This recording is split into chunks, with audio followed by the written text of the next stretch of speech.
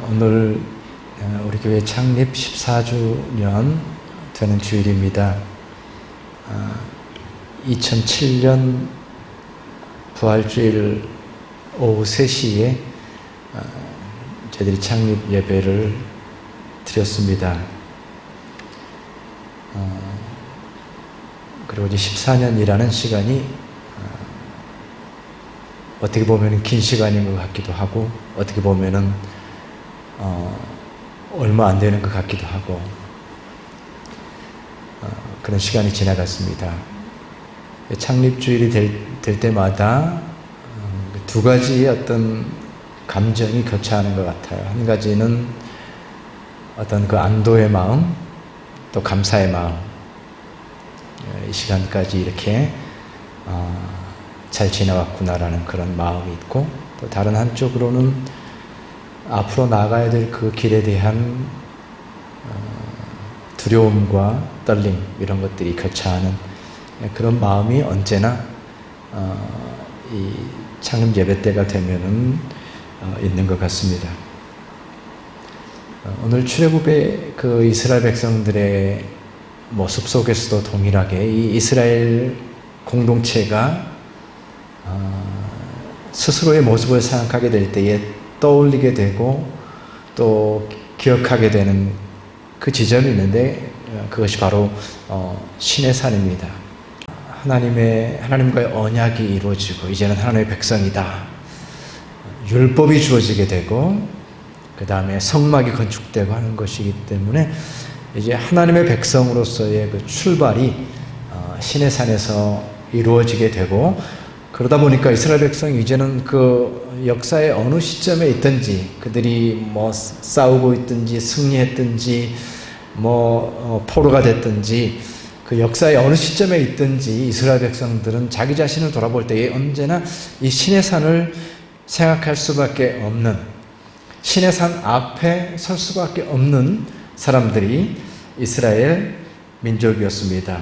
이 결혼한 부부가 이제 결혼 생활하면서 쭉 지나가다가 여러 가지 우여곡절을 겪게 되고 갈등도 일으키게 되고 하지만은 처음 결혼 서약을 했던 그 순간으로 다시 돌아가서 그때의 마음과 그때의 약속과 그때의 뜨거움을 다시 언제나 회복하기를 원하는 것처럼, 시내산 앞에 선 이스라엘 백성들, 그리고 하나님의 교회가 그러면 어떠한 자세와 마음으로 이 시대와 이 땅 가운데서 존재해야 되는지에 대해서 다시 한번 우리 자신을 돌아볼 수 있는 그러한 기회가 되는 것이고, 오늘 이 시내산의 모습을 통해서 이스라엘 백성뿐만 아니라 이스라엘의 그 하나님의 공동체뿐만 아니라 하나님의 교회 공동체가 또한 돌아봐야 될 그러한 그 영적인 중요한 원리들이 오늘 본문 속에 담겨져 있기 때문에 우리에게도 중요한 교훈들이 이어지게 되는 것입니다. 4절 말씀에 내가 애굽 사람에게 어떻게 행하였음과 내가 어떻게 독수리 날개로 너희를 업어 내게로 인도하였음을 너희가 보았느니라 라고 하는 말씀 속에서, 오늘 이 4절의 말씀 속에서 먼저 얘기하고 있는 것은 하나님께서 이스라엘 백성들에게 행하셨던 그 일, 그것은 이미 행하신 것입니다. 이미 경험한 것입니다. 그것에 대한 확인입니다. 시내산 앞에서 이스라엘 백성들은 하나님께서 어떻게 독수리 날개로 그들을 업어서 하나님께서 인도하셨는가에 대한 그 고백, 독수리 날개라고 하는 것은 가장 위험 있고 가장 능력 있고 가장 권위 있는 그러한 것들을 의미하는 것입니다. 하나님께서 온전하게 안전하게 가장 큰 능력으로 그 백성들을 인도하셔서 참으로 하나님의 백성으로 인도하셨다라고 하는 것을 너희가 목도하였다, 너희가 보았느니라, 너희가 경험하였느니라. 이미 경험한 하나님의 은혜에 대해서 얘기하고 있습니다. 그것은 이미 일어났습니다. 이미 하나님께서 우리에게 주신 것입니다. 필요한 것은 그것에 대해서 아는 것이고, 그것에 대해서 고백하는 것이고, 그것에 대해서 찬양을 하나님께 올려드리는 것입니다. 그 은혜에 대한 기억, 그 은혜에 대한 고백이 이스라엘 백성들에게 요청되었고, 그것이 오늘 우리가 14주년 교회 창립주일을 맞이하면서 우리에게 알마티 한인교회라는 이름을 주시고 이 시간까지 인도하신 하나님에 대한 우리의 분명한 고백이 되어야 됩니다. 하나님께서 이 시간까지 오늘 찬양과 같이 이렇게 인도하셨다라고 하는 것을 주저함 없이 목소리를 높여서 우리가 고백하고 찬양하는 것입니다. 이미 우리가 그것을 보았기 때문에, 이미 우리가 경험하였기 때문에 우리의 고백이 필요한 것입니다. 우리가 무지하거나 깨닫지 못하거나 그냥 지나갈 수 없는 것이고, 오늘 우리가 이 시점에서 하나님께서 우리에게 놀라운 은혜로 이 시간까지 인도하셨다라고 하는 것을 고백하는 것이 필요한 것입니다. 우리 지난 주간에 셀 모임에서 간증을 했잖아요. 보통 우리가 간증을 잘 안 하는데 간증 가운데에 그 집사님의 고백이 그런 거였잖아요. 기도를 해도 기도가 잘 응답되지 않고 이러니까 그 마음이 어찌할 바를 모르고 또 참 흔들리게 되고 염려가 앞서고 이런 마음으로 살았는데 그 집사님의 고백이 그러한 마음을 가지고 사는 그 순간에도 하나님께서는 우리와 함께 계셨습니다 라고 고백하는 거잖아요. 간증하는 거잖아요. 가치가 있는 거예요. 그것이 귀한 것이고 그것이 하나님께 영광이 되는 겁니다. 왜냐하면 고백했기 때문에. 인생 속에서 경험한 그것을 하나님의 손길이었습니다라고 고백하는 것이 간증이었고, 그것을 통해서 하나님께 영광이 되는 것을 우리가 보게 됩니다. 그래서 우리 모두에게 우리 교회 지난 시간을 돌아보면서 그 시간을 다 함께 하지는 못했지만 그럼에도 불구하고 어느 순간에 우리가 또 우리 교회에 몸된 교회에 또 참여하였는 것은 다 다르지만 그러나 그 모든 우리의 고백 가운데에는 지금까지 이어져온 하나님의 은혜에 대한 고백이, 우리가 서 있는 자리가 어디라고 할지라도 오늘 적어도 우리는 이 순간에 하나님의 은혜에 대한, 처음 시작에서부터 지금까지 이어져 온, 나는 처음부터는 아니었지만 그러나 그 은혜가 이어져서 지금 이 순간까지도 이어지고 있다는 고백이 우리 모두에게 필요한 것이라고 생각합니다. 그것이 먼저 시내산에서 하나님께서 이스라엘 백성에게 요구하신 것이고 확인한 것이었습니다. 생각해 보면은 참 처음에 이제 우리가 그 작은 마나스 호텔이라는 호텔, 작은 호텔의 지하에서 예배를 드리기 시작했어요. 이제 그 주일마다 예배를 드리는 이제 그런 상황이고, 그런 건물을 빌려서 사용하다 보니까 그때부터 이제 뭐 교회를 사역하신 선교사님들은 다 뭐 아시는 경험한 내용이지만, 이제 뭐 예배 드릴 때마다 스피커하고 앰프하고 키보드하고 그 다음에 국통하고 이렇게 이제 매주마다 그 차에 싣고서 이제 예배 드리는 곳에 갔다가 그래서 설치하고 또 돌아오는 일들이 계속해서 이제 그때부터 계속해서 반복이 되는 겁니다. 뭐 어쩔 수 없는 형편이니까. 그리고 이제 거기서 예배를 드리다가 두 번째로는 물랑루즈라는 이제 큰 식당, 레스토랑에서 예배를 드리게 됐어요.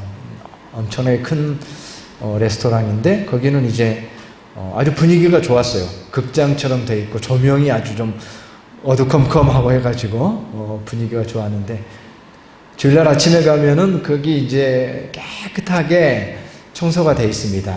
근데 이제 토요일날 저녁이면은 보통 이제 연회가 있으니까 늦게까지 연회를 하고 청소를, 물기가 마르지 않을 정도로 깨끗하게 청소가 되어 있고 의자들도 배치가 되어 있는데, 문제는 이제 술 냄새가 빠지지 않아가지고 예배를 드리러 가면은 이제 술 냄새가 이제 탁 이제 온 몸을 감싸게 됩니다. 그래서 이제 술 냄새에 취해서 거기서, 그래서 그랬는지 참 은혜롭게 또 거기서 예배를 잘 드렸습니다. 좀 그때가 또 생각이 납니다.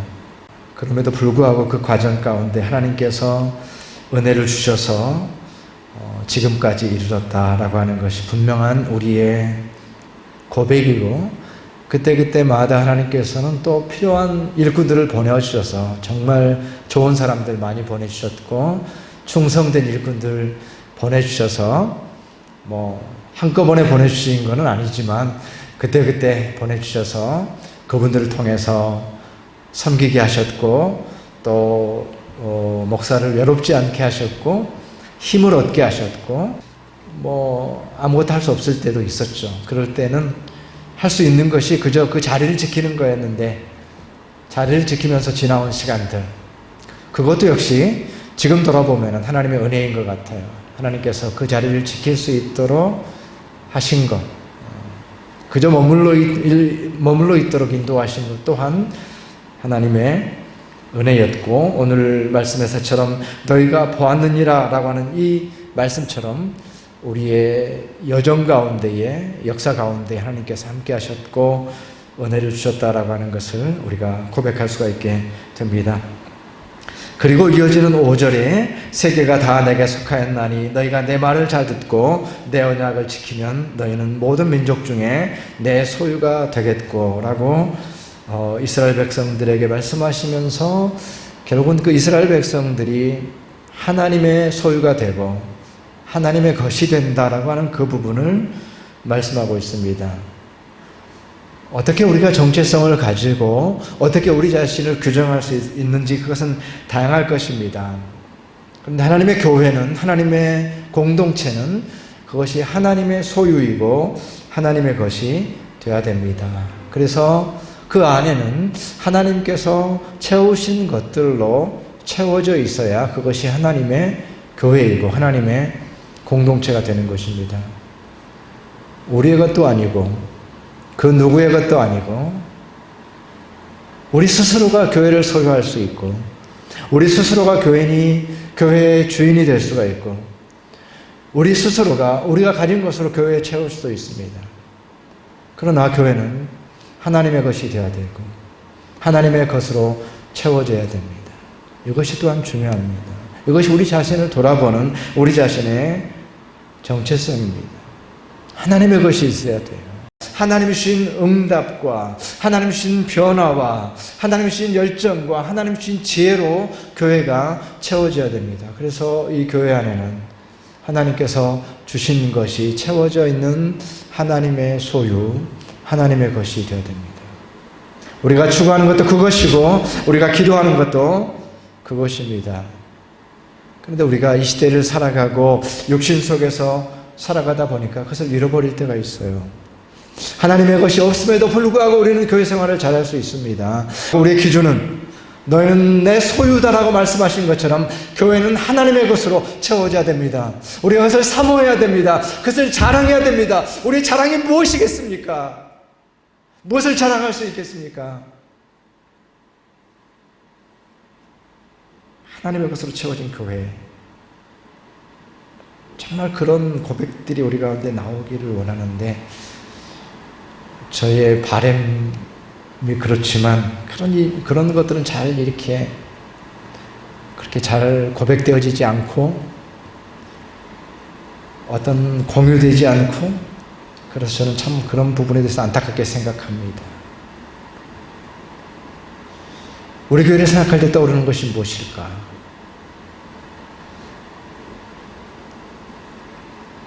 이 교회의 목사를 생각할 때에 떠오르는 것이 무엇일까? 이런 것들을 생각할 때에 저의 바람은 있는데 바람대로 잘 되지가 않는 것 같아요.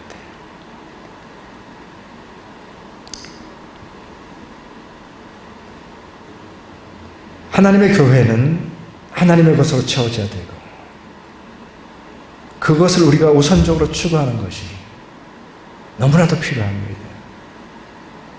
그것을 대신해서 그 어떤 것들이 대신할 수 없다라는 것을 분명하게 알아야 됩니다. 이 세상을 살아가는데 삶의 지혜도 필요하지만 삶의 지혜가 선포되는 것이 아니라 하나님의 말씀과 오늘 하나님의 말씀, 내 말을 지키고 내 언약을 지키면 하나님의 말씀을 통해서 우리가 그 계약관계가 하나님의 소유가 되는 것이거든요. 하나님의 말씀과 복음이 선포됩니다.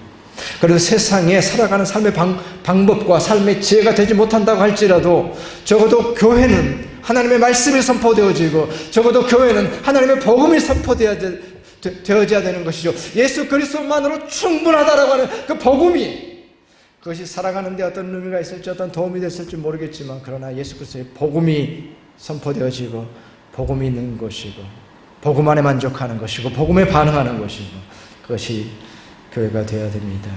문화적인 민감성이 아니라 하나님 앞에 예배하고자 하는 마음. 그래서 그 한 가지가 채워진다고 한다면 설사 문화적으로 부족하다고 할지라도 우리의 마땅히 할 바를 하고 있기 때문에 진정한 기쁨과 만족이 있는, 그래서 우리 모두가 진정한 하나님 앞에서의 예배, 그 예배를 사모하는, 그 예배가 있는, 그래서 우리의 상황은 급하지만 교회가 어렵기도 하고 기독교가 어렵기도 하고 이 시대에 참 어떻게 될지 모르고 있는 이런 상황 속에서 어렵지만 상황이 다급하다고 해서 우리의 본질을 잃어버리지 않는,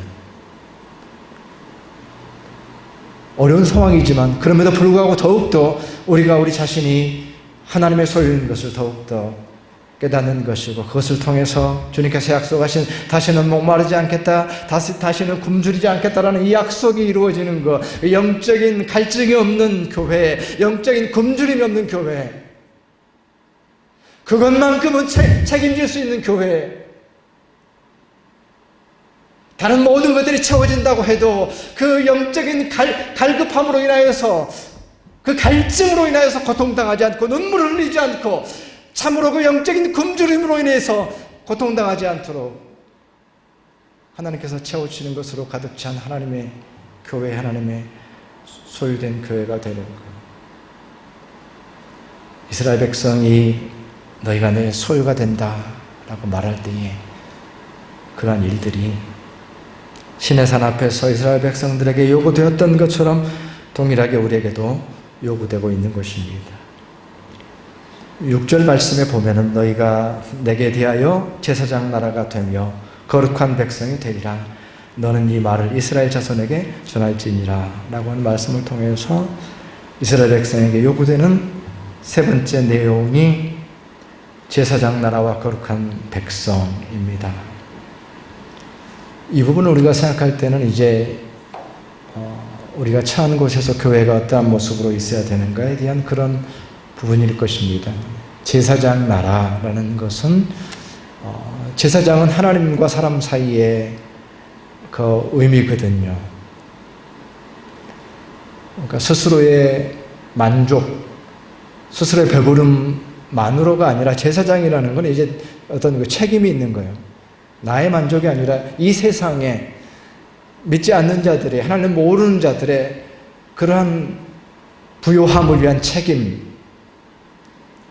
제사장을 통해서, 하나님과 사람 사이의 제사장을 통해서, 제사장이 있어야 죄를 알게 되고 제사장이 있어야 긍휼을 알게 되고 의를 알게 되는 거죠. 제사장의 역할이 있는 겁니다. 하나님과 사람 사이에 서 있는 제사장의 그 부르심, 아이고 우리가 생존하는 것만으로도 어려운데 이것만으로도 힘든데 그렇게 우리가 충분히 생각할 수가 있습니다. 그렇게 또 많이 지내왔습니다. 그러나 하나님께서 이스라엘 백성을 부르실 때 이스라엘 백성도 마찬가지잖아요. 지금 광야를 지나가야 되고 가나안 땅을 정복해야 되고 네코가 석자다, 이러한 그 생존 자체가 알 수 없는 상황이죠. 그런데 제사장 나라라고 하나님께서 부르셨다라고 말할 때에 그거는 다른 문제인 것 같고 조금 먼 문제인 것 같고 이렇게 우리가 생각할 수가 있습니다. 그러나 하나님께서는 이스라엘 백성을 분명히 부르실 때에 하나님의 소유로 부르시면서 제사장 나라로 부르셨습니다. 그것은 부르심이 있는 존재고 참으로 이 세상을 향하여서 선, 그래서 이 땅 가운데서 교회의 의미가 무엇인지, 우리의 생존만을 위해서가 아니라 어떻게 하면 이 세상을 향하여서 우리 얼굴을 돌릴 수 있는지가 우리의 책임이고 우리의 분명한 부르심에도 불구하고 때로는 우리가 힘이 없어서, 때로는 연약하여서, 생존이 급급하여서 하지 못했다고 한다면 시내산 앞에서 이스라엘 백성들이 너희는 제사장 나라다라고 말할 때에 그들이 새롭게 깨달아야 되는 것처럼 참으로 우리에게는 그러한 도전이 있는 것입니다. 우리 허통 목사님께서 소개를 해주셔가지고 제가 광장에 선 기독교라고 하는 책을 읽고 있습니다. 거기에 이제 나온 얘기가 그거예요. 교회가 이 세상에서 어떻게 존재해야 되는가? 이 세상과는 다른 존재이고 진리를 가지고 하나님으로부터 온 그 존재인데 이 세상 속에서 어떻게 해야 되는가? 이 세상은 맞듣지 않고 마음에 들지 않고 불의한 것들로 가득 차 있는 이 세상을 향해서 어떻게 할 거냐, 어떻게 존재할 거냐라는 그 부분에 대해서 얘기하면서 그리스도를 따르는 자들은 그들의 전 존재를 통해 세상에 참여한다.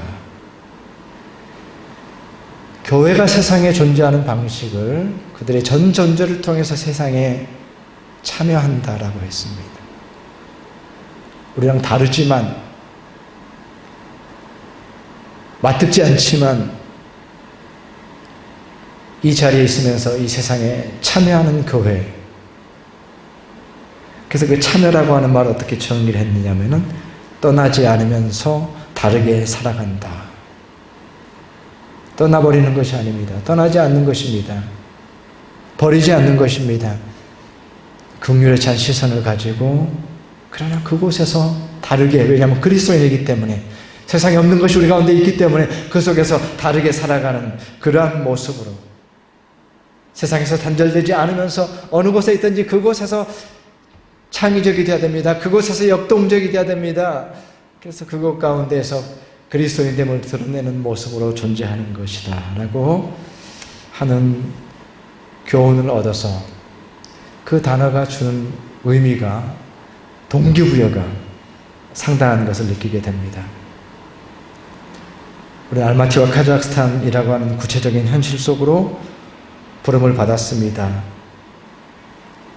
그리고 사실은 우리가 여러 가지로 연약하다라는 얘기를 늘 해왔지만 어쩌면 연약하기 때문에 아무것도 하지 않았고 아무것도 하지 않았기 때문에 연약하였고 그 악순환 속에 우리가 빠지지 않았는가 생각해 보게 됩니다.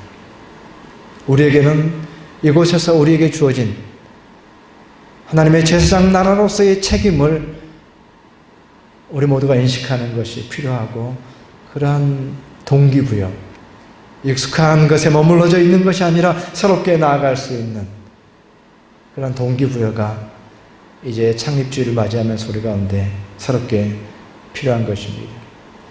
참다 루빈이라고 하는 사람이 어떤 그 신문에 칼럼을 썼는데 그런 얘기를 했더라고요. 저에게 다가오는 그런 단어가 있었습니다. 그것은 stepping into new roles 이런 그 끝문장이었어요. 새로운 역할에 대해서 뛰어들어라라는 그러한 내용이었는데 그 짧은 단어가 저에게 큰 도전을 줬습니다. 새로운 역할. 이 시대를 바라보게 될 때에 너무나도 빠르게 변화하고 있고 변화의 그 속도 속에서 우리가 당황하게 되는데 우리는 그만큼 새로운 역할들을 참으로 우리에게 주어주고 있다고 말할 수 있습니다. 세상이 빠르게 변하는 만큼 그만큼 거기에 맞춰서 우리의 역할들이 주어진다는 거예요. 그것은 우리의 깨어있음과 우리의 분발을 요구하는 것이고 이 시대가 요동치는 만큼 우리에도 동일한 열정을 가지고 이 시대를 향하여서 나갈 수가 있게 된다는 것입니다. 오늘 말씀 속에서 이 하나님의 말씀 앞에서 백성이 일제히 응답하여 이르되 여호와께서 명령하신 대로 우리가 다 행하리이다 라고 일제히 응답했다. 모두가 응답했다라는 말씀이 나옵니다. 공동체에게 필요한 것은 응답입니다. 일제히 응답하는 것입니다. 거기에서 공동체 모습이 결정되는 거예요. 좋은 이론도 많고 좋은 얘기도 많죠. 근데 그 공동체의 궁극적인 모습이 결정되어지는 것은 한 사람 한 사람이 어떻게 반응하는가에 달려있겠죠. 응답하지 아니한다고 한다면 공동체도 멈춰 서 있게 될 것이고 내가 모든 것을 포기해버린다고 한다면 그것은 또한 공동체의 포기요, 나의 침체는 공동체의 침체로 이어지게 되는 것입니다. 그렇기 때문에 오늘 우리 공동체를 향하고 있는 이 모든 메시지는 동일하게 나 자신을 향해서 이루어지고 있다. 백성이 일제히 응답했다라는 이 말씀 속에서 우리 각자에게 요청하고 있고, 우리 경험을 통해서 돌아보면 그렇습니다. 단 한 사람의 응답, 의미 있는 응답, 헌신, 그것으로 공동체가 사는 거예요. 이어져 왔어요. 그래서 오늘 동일하게 우리 모두에게 이제 이 공동체를 향한 시내산 앞에서의 하나님의 말씀은 이제는 궁극적으로 나 자신을 통해서 이루어지게 되고, 그 요청은 나 자신에게 이루어진다라고 하는 것을